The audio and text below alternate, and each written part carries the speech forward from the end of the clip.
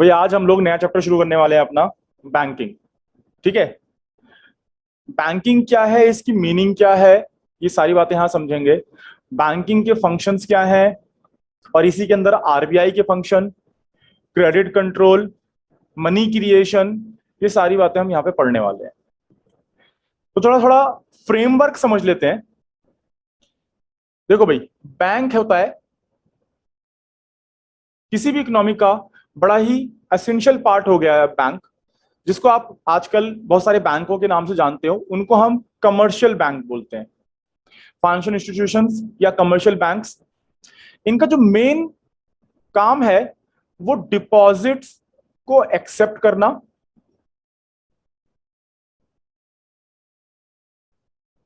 Deposit को accept करना, यानी कोई भी पार्टी है, पब्लिक है, उससे वो डिपॉजिट को एक्सेप्ट करते हैं। एंड फर्दर ये क्या करते हैं, कोई भी प्रोड्यूसर है या कोई भी पर्सन है जिसको पैसे की जरूरत है, उसको ये एडवांस करते हैं लोन, या आप ऐसे भी लिख सकते हो कि लैंड मनी, मनी लैंड करते हैं, ये लैंड करते हैं। ठीक, तो जितने भी फाइनेंशियल इंस्टीट्यूशंस हैं, खासकर बैंकिंग की हम बात कर रहे हैं यहाँ पे, ये पब्लिक से पैसा यानी डिपॉजिट एक्सेप्ट करते हैं और वो लोन्स एंड एडवांसेस उनको वो देते हैं, लैंड करते हैं, हु नीड देम। ये सारा पर्पस है पूरा बैंकिंग का, ये इनिशियल पर्पस है बैंकिंग का, lending money for investment purpose to public. और जो ये डिपॉजिट एक्सेप्ट करता है बैंक, बैंक एक इसको डिमांड डिपॉजिट बोलता है। क्या बोलता है? Demand deposit. डिमांड डिपॉजिट का मतलब ये है कि मान लो ये मिस्टर ए है, ये कभी भी किसी भी समय अपने पैसे की डिमांड कर सकते हैं, इसीलिए इसको डिमांड डिपॉजिट बोला जाता है। और ये डिमांड डिपॉजिट चेक के थ्रू या फिर ड्राफ्ट के थ्रू, जो ड्राफ्ट स्लिप होती है, अगर चेकबुक नहीं है तो ड्राफ्ट स्लिप के थ्रू आप अपना पैसा निकाल सकते हो। तो हम ये समझ रहे हैं, पब्लिक में से अगर बैंक में डिपॉजिट कराता है पैसे को, तो वो एनी टाइम वो उस पैसे को निकाल सकता है यूजिंग डिमांड, यूजिंग चेक और ड्राफ्ट। तो इसलिए बैंक इनको डिमांड डिपॉजिट बोलता है। और जो एडवांस लोन करता है वो तो होता ही है। तो ये मेन पर्पस हो गया आपका बैंक का। बैंक ये जो डिपॉजिट एक्सेप्ट करता है और लोन एडवांस करता है, इसमें बैंक का क्या बेनिफिट है? तो जो बैंक का जो मेन बेनिफिट है, वो बैंक यहां से पैसा कमाता है और जिसको हम बोलते हैं इंटरेस्ट इनकम। देखिए, कोई भी जो डिपॉजिट करता है पैसे को, तो बैंक क्या करता है, यहां पे इंटरेस्ट पे करता है, यानी इंटरेस्ट अलाउ कर रहा है बैंक, अलाउड। और अगर वो लोन एडवांस करता है किसी भी पार्टी को, तो वहां से वो इंटरेस्ट चार्ज, इंटरेस्ट चार्ज कर रहा है। बस डिफरेंस इतना है, फर्क इतना है कि जो बैंक जो लोन एडवांस कर रखे हैं वहां से हायर रेट पे इंटरेस्ट चार्ज करके और कुछ लोअर परसेंटेज या लोअर रेट पे वो डिपॉजिटर्स को पेमेंट करता है, इंटरेस्ट पे करता है। और इस दौरान या इस बीच बैंक जो है इंटरेस्ट इनकम कमाती है, जो हम इनिशियली बात करते हैं। ठीक, तो बैंक का बेनिफिट ये है, इनिशियल बेनिफिट ये है। तो इस तरह से हम समझ सकते हैं बैंक के पास जो डिपॉजिट्स होते हैं वो दो टाइप के होते हैं। एक होता है हमारे पास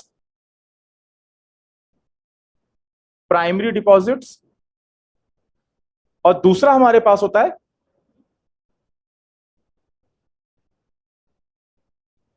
सेकेंडरी डिपॉजिट्स। प्राइमरी डिपॉजिट वो जो इनिशियल पब्लिक पैसा जमा कराती है, यानी जो डिमांड डिपॉजिट्स हैं, जो पब्लिक पैसा जमा कराती है इनिशियली। एंड सेकेंडरी डिपॉजिट वो है जो बैंक लोन एडवांस करती है, लोन दे रही है, उसका बैंक अकाउंट भी तो बैंक अपने अपने उसमें ही खोलता है। कमर्शियल बैंक जो होता है अपने ही बैंक उसमें ब्रांच में खोलता है। तो इस तरह से जो नया अकाउंट खुला for loan purposes, loan advance करने के लिए, उसको हमने बोला सेकेंडरी डिपॉजिट। तो टोटल डिमांड डिपॉजिट, इन दोनों को जोड़ दिया जाए तो टोटल डिमांड डिपॉजिट जो बनता है वो इन दोनों को जोड़ के बन जाता है, primary deposits and secondary deposits. Means total money held by the people in commercial bank, total money held by people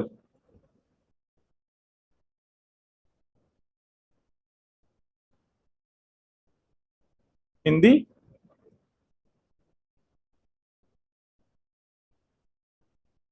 commercial banks। Okay, ये हमारा कुछ बेसिक हो गया। इसके आगे देखते हैं इस पूरी प्रोसेस में कि डिपॉजिट को एक्सेप्ट करना और लोन को एडवांस करना, इस पूरी प्रोसेस में जो क्या करता है, मनी क्रिएशन करता है। मनी क्रिएशन यानी वो इनिशियल इन्वेस्टमेंट से क्रेडिट क्रिएशन करता है, इसको हम क्रेडिट क्रिएशन भी बोलते हैं। और ये बैंक कैसे करता है इस प्रोसेस को अब हम लोग समझते हैं। तो हम लोग देखते हैं कि creation of money in a single banking system, कि अगर एक ही बैंक है इकोनॉमी में, हम ये एज्यूम कर रहे हैं कि there is only one bank in a economy. Now let us understand the money creation by a commercial bank. So for example हम कह रहे हैं कि जो इनिशियल इन्वेस्टमेंट है, लेस से 1,000 रुपीज की इनिशियल इन्वेस्टमेंट है, तो हम क्या कहते हैं कि फर्स्ट राउंड है, यानी फर्स्ट स्टेज है जहां पे बैंक के पास 1,000 रुपए आए। अब बैंक क्या करेगा, इसमें से डिपॉजिट बैंक के पास आ गया, बैंक क्या करेगा कि इसका कुछ परसेंटेज या कुछ अमाउंट उठा के लोन दे देगा। क्वेश्चन ये निकल के आता है कि आखिर वो लोन दे कितना, यानी कितना अमाउंट ऐसा है जो वो लोन दे सकता है। कभी भी ऐसा हो सकता है कि भाई जिस बंदे ने या जिस पर्सन ने ये इनिशियल अमाउंट डिपॉजिट कराया है वो कभी भी आ सकता है पैसा मांगने के लिए कि सर मेरा पैसा दे दो। वो चेक लेके आया, कहते कि मेरा पैसा लाओ दो, तो बैंक को वो उसका पैसा देना पड़ेगा। तो बैंक के यहाँ तो वो सिर्फ सेविंग के तौर पे पैसा रख रहा है ना, या किसी भी पर्पज के लिए रख रहा है, वो कभी भी अपना पैसे को, डिमांड डिपॉजिट को कभी भी क्लेम कर सकता है कि लाओ भाई मेरा पैसा दो। सो क्वेश्चन इज कि आखिर वो कितना अमाउंट लोन पे दे। तो इसके लिए हमारे पास आता है कैश रिजर्व्स, यानी कि बैंक कुछ परसेंटेज, कुछ अमाउंट ऑफ डिपॉजिट या टोटल डिपॉजिट अपने पास रखता है या आरबीआई के पास रखता है। तो आरबीआई यहां पे गाइडलाइन देता है कि देखो जो नॉर्मल ह्यूमन बिहेवियर है वो ऐसा है कि जो भी डिपॉजिट्स हैं उसका सारा का सारा अमाउंट पब्लिक या कोई भी पर्सन जाके डिमांड नहीं करता है unless it is an emergency situation. तो अगर एक इकोनॉमी में सिर्फ एक बैंक है और कई सारे लोग हैं जो उस बैंक में पैसा जमा कराते हैं, तो अभी हम इनिशियली कह रहे हैं कि 1,000 रुपए, तो आरबीआई कहता है कि जो टोटल डिपॉजिट है उसकी कुछ परसेंटेज ही लोग एक बार में डिमांड करते हैं। फॉर एग्जांपल मैंने कहा कि भाई मेरे बैंक में 1,00,000 रुपए पड़े हैं, तो क्या मैं जाके तुरंत 1,00,000 नॉर्मल सिचुएशन में 1,00,000 रुपए डिमांड कर लूंगा? नहीं, ऐसा नहीं होता। मुझे जितनी नीड होगी, सपोज मैंने कुछ खर्चा किया, मुझे 10,000 रुपए चाहिए, 5,000 रुपए चाहिए, तो मैं जाके 5,000 रुपए या 10,000 रुपए की डिमांड कर लेता हूं, तो बैंक मुझे मेरे 5,000 रुपए या 10,000 रुपए मुझे दे देगा। तो आरबीआई एक पैटर्न देखता है और इसके अकॉर्डिंगली वो ये एस्टिमेट करता है कि आखिर कितना अमाउंट कोई भी अगर पर्सन निकालने आता है डिमांड डिपॉजिट में से बाय चेक या ड्राफ्ट के थ्रू निकालने आता है तो कितना अमाउंट निकालेगा। तो इसी को हम बोलते हैं CRR reserve, cash reserve ratio. तो आरबीआई इस तरीके से मनी को कंट्रोल करता है। इसको आगे फर्दर हम चैप्टर में पढ़ने भी वाले हैं। तो आरबीआई कमर्शियल बैंक को इंस्ट्रक्शन दे रहा है कि आप जो है कैश रिजर्व रेशो मेंटेन करोगे। फॉर एग्जाम्पल 10% पे, हमने एग्जाम्पल लिया 10% पे आप मेंटेन करोगे। इसका मतलब ये है कि जो भी टोटल डिपॉजिट है यहां पे उसका 10% आरबीआई कहता है कि मेंटेन करो, उसको बना के रखो, और बाकी का आप फ्री हो लोन दे सकते हो। तो कमर्शियल बैंक ने क्या किया, इनिशियल डिपॉजिट का 10% अपने पास रखा which is 100 rupee, and further क्या किया, अब वो अमाउंट आगे लोन दे सकता है। अंडरस्टूड? आगे उसने लोन दे दिया। ना अब क्या हुआ, ध्यान समझना, क्योंकि एक ही बैंक है इकोनॉमी में, तो जब उसने लोन एडवांस किया तो बैंक ने सेकंड स्टेज में उस लोन के लिए एक सेकेंडरी डिपॉजिट अकाउंट खोल दिया, सेकेंडरी अकाउंट खोला जिसको हम बोलते हैं प्राइमरी डिपॉजिट। तो फर्स्ट वाला हमारा प्राइमरी डिपॉजिट था और सेकंड वाला हमारा सेकेंडरी डिपॉजिट हो गया। तो बैंक ने सेकेंडरी डिपॉजिट खोला 900 रुपीज से। अगेन अब क्या करेगा बैंक कि कैश रिजर्व रेशो जो मेंटेन करना था 10% से करना था, फिर वो 10% निकालेगा टोटल डिपॉजिट का 900 का कैश रिजर्व बनाएगा और बाकी का अमाउंट वो क्या करेगा आगे फर्दर लोन दे देगा। तो 810 रुपीज वो लोन देने के लिए फ्री है उसके पास। थर्ड राउंड आएगा, थर्ड राउंड में यही पैसा बैंक के पास दोबारा बैंक अकाउंट में आएगा 810। अगेन यहां पे एक एस्टिमेटेड है कि सीआरआर जो है 10%, यानी जो भी डिपॉजिट है वो अपना उसका 10% ही विड्रॉ करेगा या करता है या करेगा।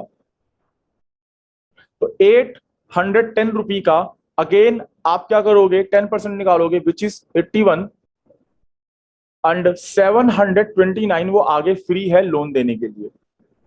ये जो प्रोसेस है वो चलती रहेगी, राउंड बाय राउंड चलती रहेगी। कब तक चलती रहेगी? जब तक ये जो कैश रिजर्व है 1000 रुपीज के बराबर नहीं आ जाते, यानी जो आपने इनिशियल इन्वेस्टमेंट करी थी आपका कैश रिजर्व उतने रुपए के बराबर नहीं आ जाता, तब तक आपका ये राउंड चलता रहेगा।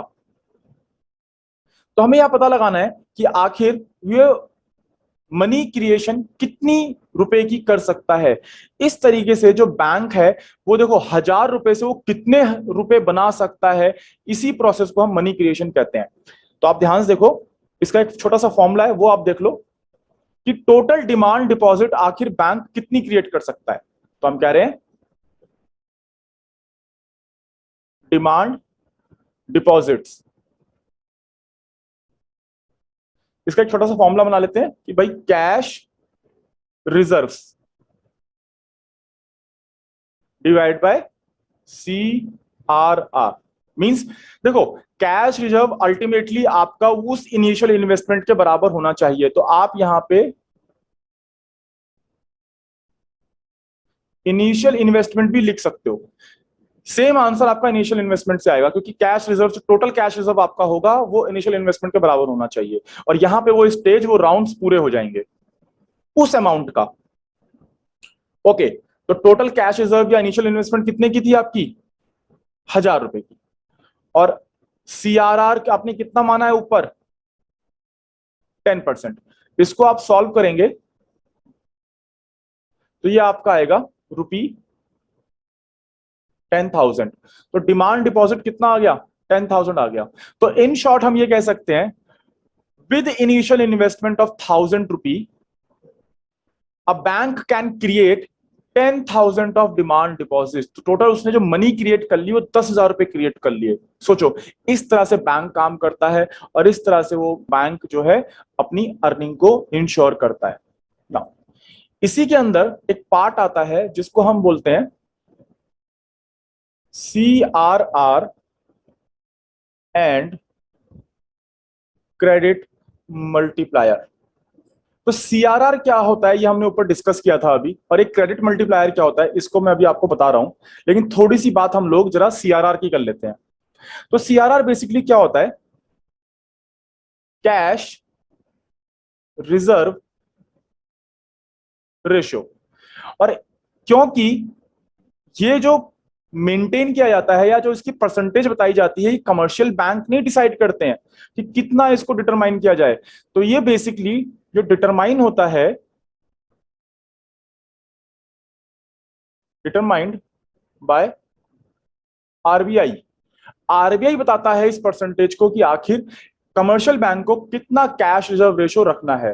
एंड मोर एवर जो ये कैश रिजर्व रेशियो यानी जो रिजर्व बनाया गया है that would be kept with RBI। तो जो जितना ये कैश रिजर्व रेशियो बनाया गया है ये अमाउंट ये रिजर्व RBI के पास रखना होता है कमर्शियल बैंक को। इसीलिए कैश रिजर्व रेशियो को हम लीगल रिजर्व रेशियो भी बोलते हैं। Legal reserve ratio. नाउ अब एक बात ध्यान रखनी है कि जितना परसेंटेज आरबीआई ने बता दी वो कैश रिजर्व रेशियो हो गई। इसके ऊपर अगर कोई एक्सेस बैंक अगर अपने पास रिजर्व रखता है तो एक्सेस ऑफ CRR यानी cash reserve ratio will be called vault cash. Means इसका मतलब यह है कि भाई बैंक जो है अपने अकॉर्डिंग भी कुछ रिजर्व रख सकता है, लेकिन अगर सीआरआर तो उसको आरबीआई के पास रखना है, उसके ऊपर कोई अगर रिजर्व बना के रखा है उसने इस तरीके का, तो उसको वॉल्ट कैश बोला जाएगा। और ये वॉल्ट कैश बैंक अपने पास रख सकता है। ये वॉल्ट कैश बैंक अपने पास रखेगा, इसको आरबीआई को जमा कराने की जरूरत, डिपॉजिट कराने की जरूरत नहीं है, या आरबीआई के पास रखने की जरूरत नहीं है। तो ये हमारा सीआरआर के बारे में थोड़ा सा टॉपिक हो गया। नाउ अब एक बात ध्यान समझते हैं कि जो आरबीआई होता है सीआरआर कैश रिजर्व रेशियो के थ्रू मनी को कंट्रोल करता है। अब जो एक क्रेडिट कंट्रोल है, इसको हम जो सीआरआर के थ्रू बैंक आरबीआई कंट्रोल करता है, इसको हम आगे फर्दर चैप्टर में पढ़ने वाले हैं। फिलहाल अभी हम क्रेडिट मल्टीप्लायर को समझते हैं और रिलेशन विद सीआरआर को आगे देखते हैं। नाउ मनी मल्टीप्लायर क्या होता है, या क्रेडिट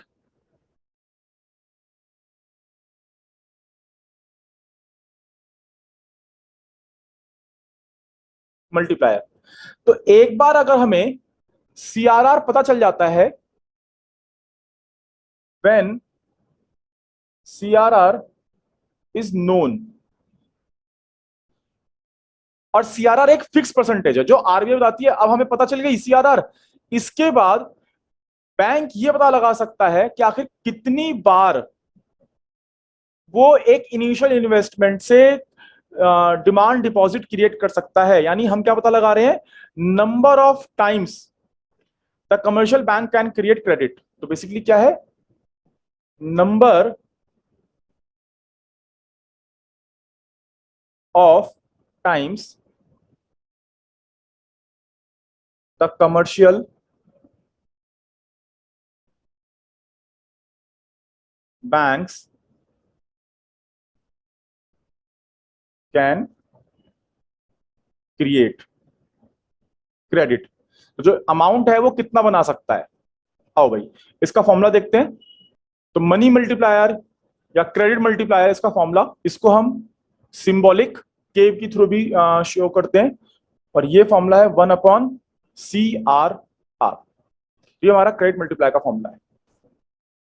यहां से पता चलेगा कि कितने नंबर ऑफ राउंड्स, जो हमने यहां पे राउंड्स देखे थे ये ऊपर, कि ये जो हमने राउंड 1, राउंड 2, राउंड 3, आखिर कितने नंबर ऑफ राउंड्स ये चलेंगे जहां पे ये टोटल अमाउंट ये क्रिएट कर सकता है। तो यहां तो हमने पता लगा लिया था फॉर्मूले के थ्रू कि 10,000 रुपए क्रिएट कर लिए थे। आगे हम इसको और देखते हैं कि आखिर नंबर ऑफ राउंड्स कितने हो जाएंगे, कितनी बार। तो ये रहा फॉर्मूला हमारे पास। ऊपर वाले एग्जांपल को हम आगे फर्दर कैरी करते हैं कि भाई सीआरआर आपको 10% दिया हुआ है। यहां से अगर आप निकालोगे तो 1%, 1/10%, and that will be 10 times. यानी जो राउंड चलेंगे वो 10 राउंड चलेंगे, और 10 बार में वो 10,000 रुपए क्रिएट कर ले जाएंगे। ऊपर से जो फॉर्मूला था उसी को उठा लाते हैं। यहीं पे हमने क्या फॉर्मूला पढ़ा था कि जो डिमांड डिपॉजिट था या जो मनी क्रिएटेड था,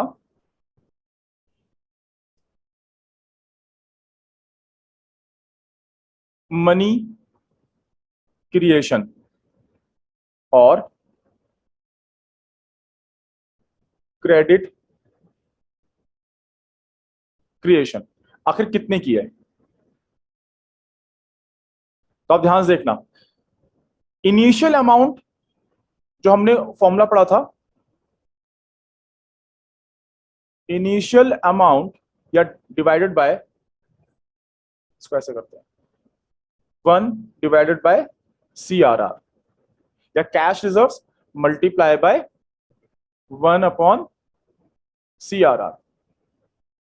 और अगर आप ध्यान से देखो, क्रेडिट मल्टीप्लायर जिसका फॉर्मूला क्या है 1/CRR, तो यहां से हम रिप्लेस कर सकते हैं कि नहीं कर सकते हैं? बिल्कुल रिप्लेस कर देते हैं कि इनिशियल अमाउंट या cash reserves, total cash reserves amount multiply by के, ये हो गया। तो इनिशियल अमाउंट हमारे ऊपर एग्जांपल में कितना था 1000, और अभी अभी आपने मल्टीप्लायर कितना निकाला है 10, यहां से भी कितना आ गया 10,000 रुपी। तो total money a commercial bank can create from initial investment of 1000 rupee which is 10,000 rupee.